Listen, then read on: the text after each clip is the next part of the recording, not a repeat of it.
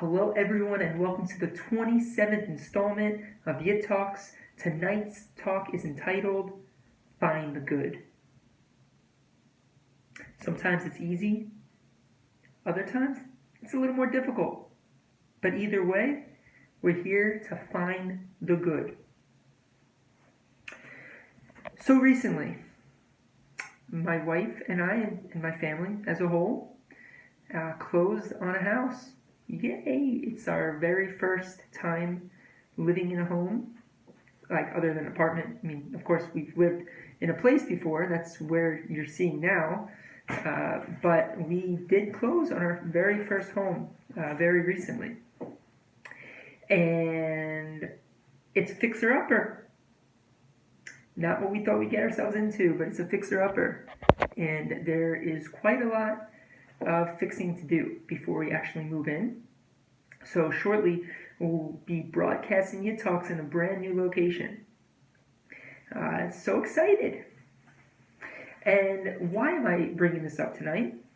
Well, first, because it's giant news, and it's been one of the reasons why my uploads have been a little slower lately.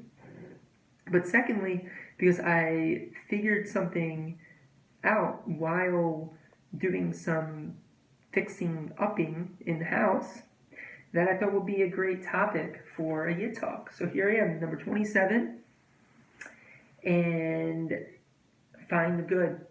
Sometimes it's not so easy, like I mentioned before. But something that kind of struck me as an insight while I was going through this dilapidated house was that there were things in the home that were brought to my attention that I never really would have thought to have been brought to my attention if it wasn't for it being broken. Some examples: light fixtures, the electricity within the walls, and other things that I wouldn't have ever thought I really would have paid attention to so much, something like floorboards, because we are also trying to do some painting ourselves. These things had to be fixed, along with a lot of other things, bigger things. Like I mentioned, electricity, that's a bigger thing. Front and back door, that's kind of big. These are some big things too. But there's also those little details, like I mentioned, the floorboards, door handles. You know, the reason I bring this up is because while we're going through this house, and these are the things that we're fixing, I came to the realization that I really take a lot of that stuff for granted, both the big and the small.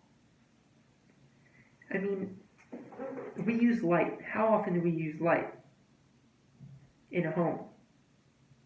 Quite often, huh?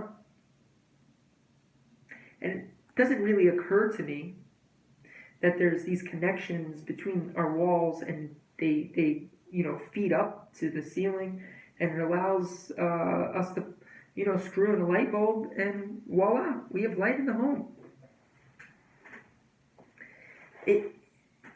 I just take it for granted. There's so much walking through a house that it's easy to take for granted, things that we benefit from.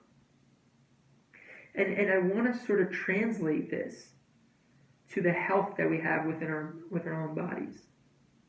Take God willing, a healthy person. Thank God, I can say that I have mostly physical health, and thank God for my family to be in that same boat.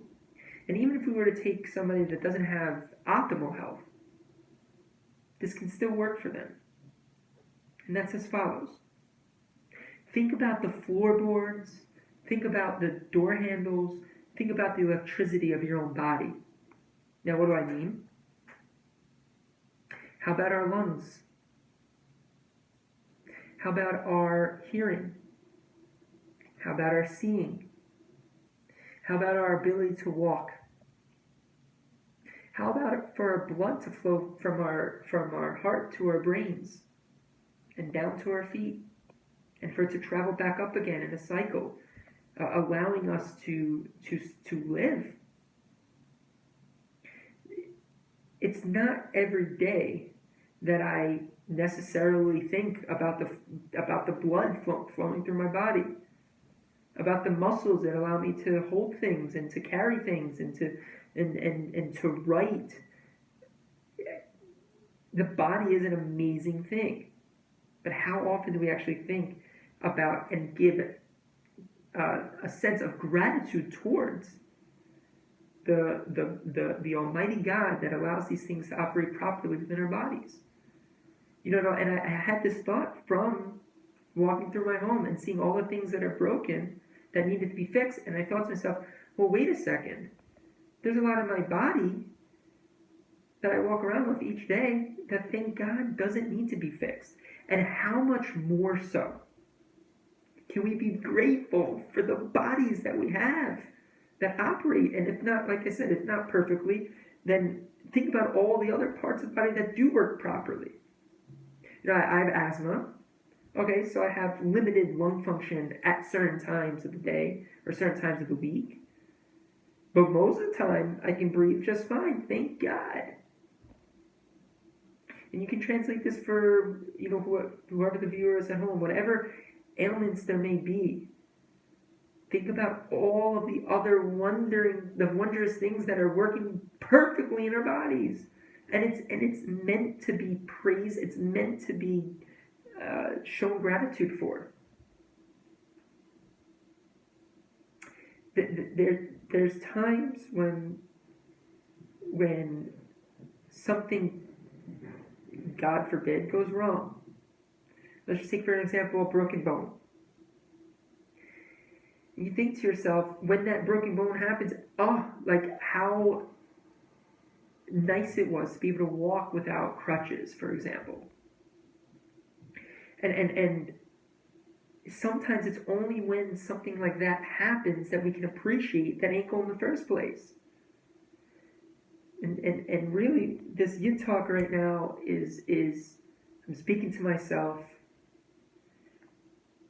and that's what a lot of these ideas, originate from speaking to myself. But I'm also speaking to myself to try to strengthen the gratitude that is important to have, to actually feel grateful for the wondrous health that we experience.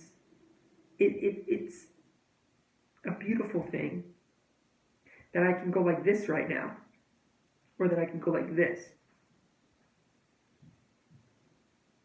And if you can't at home, well, maybe you could do this, or maybe you can go like this, or like this. You could take a walk. These are things to be grateful for. And I do hope that the viewers of this talk can more greatly appreciate what they have in front of them, just in their bodies, and to recognize those things that aren't broken. And I hope I can even take advantage of this to see in my own home now that of all the things that are just fine. The walls are up, well, some of them. We have a kitchen. That's good. We have doors now. It's great. This is just trying my best to come to a place of gratitude for the things that we do have. And may this be a blessing for everyone at home to recognize the good, to see the good, to find the good. And I hope everyone is well. Have a great night, everybody.